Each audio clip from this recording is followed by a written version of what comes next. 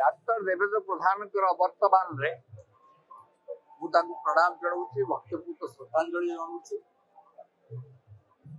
वास्तव में डॉक्टर प्रधान जो सभापति हेले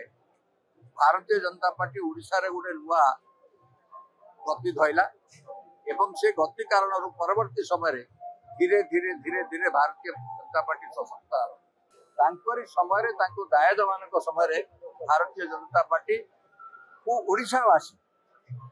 अकुंठ समर्थन ज्ञापन कले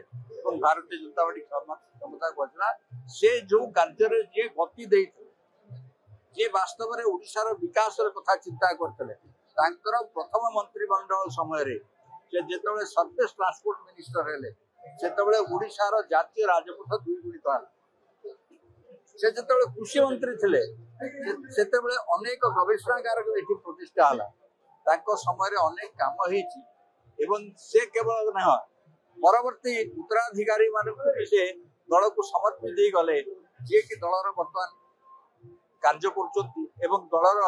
को आगे नौ भारत मातार सेवा करने निजको नियोजित कर भारतीय जनता पार्टी कार्यकर्ता मान द्वारा अनुप्राणित